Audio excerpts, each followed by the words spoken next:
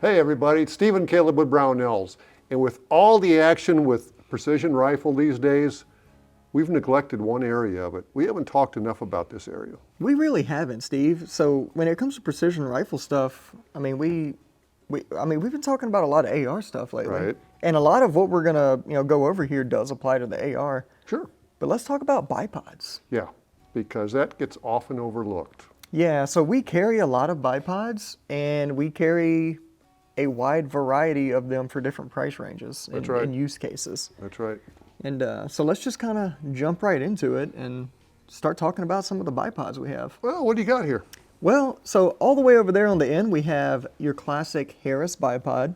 You all know this one. Yeah, so that's the one with, like, being in the military, that's the one I've seen the most. Right. This is made for a Picatinny rail, but the standard one's made for a sling swivel stud. Yeah, so we used to see a lot of those sling swivel stud ones. Now they make M-lock ones. They have 1913s. They got it all. You know, it used to be high tech when your stock had two studs in the front. Yeah. One for the sling and one for the bipod. Like, you knew that gun was the business gun, you know? We've come a little ways since that. Yeah, we've come quite a long ways from that, but that's still a good option for bipods. They're still out there. They still work as well as they ever did. Yeah. So, and that one I would say price range wise is in like the medium to, I don't want to say low. It's in the medium price range as far as, bipods go. Mm-hmm. I say medium low. Okay. I'm going to change it up a little bit. I'm feeling spicy, Steve. And then when we get a little bit higher in the price range, next one on the list. Oh yeah. We have one of these super fancy MDT ones. Yeah. And that one is designed for precision rifle shooting. So, I mean, all the features for it are there. That one specifically has an ARCA mount on it. So it mounts to an ARCA rail. So I see. Really solid, like sturdy design, legs, feet, that kind of, a lot of the features in a bipod are kind of like features you want in a woman, Steve. Really? Yeah. Talking about legs, sturdy legs. Yeah. That's the bipod right there. Okay. I don't know if you would want, like, this one has like a grip, like skateboard grip tape. Yeah, I see that. Yeah, that you don't. So some features are like a woman, some are not. You don't want prickly legs, you want smooth legs. Right. But in a bipod, this is okay. Yeah. And these feet, man, that looks like something off a Klingon warbird. Yeah, it does. Those are interchangeable feet. So you can change those out for, standard like rubberized or whatever. Something a little less aggressive? Yeah, something that's not gonna clean. Man, this is built to take it here. This really is. Yeah, that's it's a really good bipod. It if you open it up, like, I think, I'll take it from you. The legs themselves, you just pull and they'll come down. To close them, you just push a latch, slide back in. So quick deploy, easy to put up. I'm not really going over all the features of it, but you do have multiple angles you can deploy these at, and then of course an adjustable tilt on those. But as I mentioned before, this one mounts specifically to ARCA, and it's just a great bipod that we've used quite a bit in here. It's been in here for a while, and it's not really showing much wear. No, and I don't see very many cast parts on that. Everything looks to be machined. Yeah, it's all machined out of either steel or aluminum. Yeah. So where they wanted to save weight, they used aluminum, and high impact areas, they used steel. Very nicely made unit. Yeah, and then still MDT, but another option that comes in at a little bit lower price. This is actually one of my favorites. I have several of these on different guns. Yeah. And then we also have Brownells exclusives of these as well. But this one is the MDT with plastic and carbon fiber, and there's still steel and aluminum in there. Just a little more streamlined. It is, and it's very lightweight compared to other bipods. So you have nice big textured buttons on your legs, and those work the same way. You can just pull them to deploy them, and then push the button to put them up. Right. That one there specifically is a 1913 mount, but they have different options. Like this one right here is the Brownells exclusive. It has a 17S mount that I put an Area 419 ARCA mount on. If I'm speaking gibberish to you and you have no idea what any of that means, we've done other videos on like 17S bipod mounts and stuff like that. So you can go check out those videos if I'm speaking gibberish to you right now. But that's also a really good option that I have on my rifle right here. It's just one of my favorite ones because this is a lightweight rifle. So I wanted a lightweight bipod to put on there. Sure. And that was the one to get for lightweight and durability.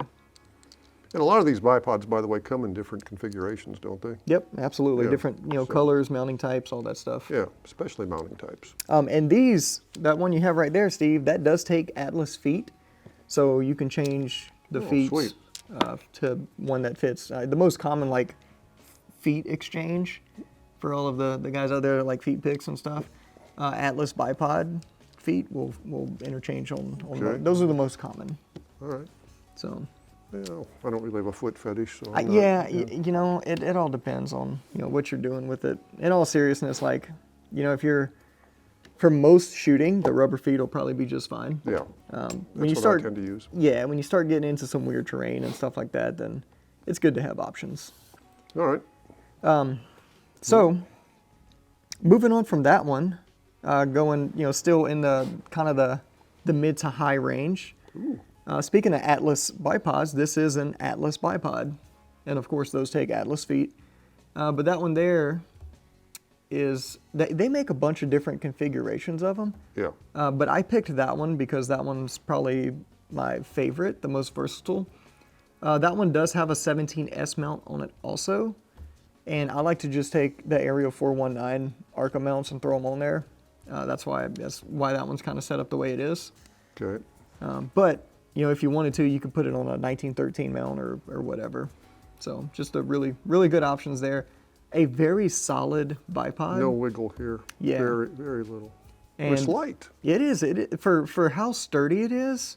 Like that's really what you're paying for whenever you get the Atlas is that like weight to material ratio, because it's just really well machined. All the parts fit really well together to make it nice and sturdy, so you don't have a lot of wiggle. But they just last well. Yeah. Nicely made. Yeah, they're hard to break. Yeah. It's hard to get a bad bipod these days, isn't it? It is, but If you spend more than $10.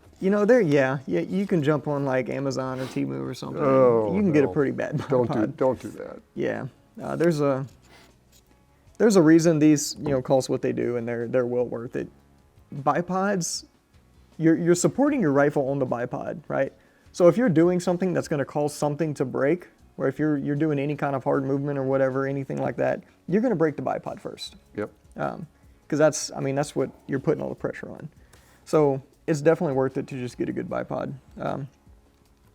Now let's move into the lower range. This looks familiar. Lower price range, I should say. That's a Magpul bipod. Yeah. So that one is made out of their highly durable, proprietary polymer that Magpul uses. It's magic plastic. Magic plastic is exactly what it is. And there's an aluminum frame inside of it for durability. And it is what it is. It's just a good solid bipod. It's easy enough for me to use. Yeah. So whenever you're in, you are in a little bit lower of a price range here, so there is a little bit more wiggle, but for most people that actually works really well. I used one of those at Hat Creek recently, and it did everything I needed it to do. There were some times where I wish I had a little bit more solid bipod, but I was shooting like 800 meters off of a mountain, right? So, but for everything else, that thing worked great. That's going to do what most people need it to do. Not too heavy, rigid enough. A lot of people will be happy with just this. Oh yeah. Easily. So they also make the quick detach version Oh, that is M-lock, and it like quick detaches into that's an pretty M-lock cool. slot. That's pretty cool. We did have one in here, but we actually just shipped it on a gun to SHOT Show, so it's going to be there. So it's not here at the moment, We'll unfortunately. have to put a chain and a lock on that thing. It's quick detach. I'm so scared. Like somebody's going to watch this video and just be like, "Oh yeah, that's that bipod I stole from Brownells." But hopefully not. Hopefully we do get it back. But with that being said, that's the Magpul bipod. Again, it comes in different mounting options. Most commonly Magpul. I meant to say M-lock. Magpul invented M-lock, so I get them mixed up all the time. So M-lock in 1913. Yeah. And then, What do you got last there? so this one is another really affordable option, Okay. but it's all metal. This one's made by Warne.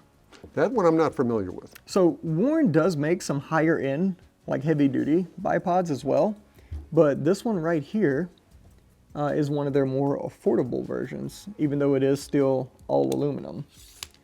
and some steel, mostly aluminum, but it's just a good, affordable Right. all-metal bipod if that's what you're looking for.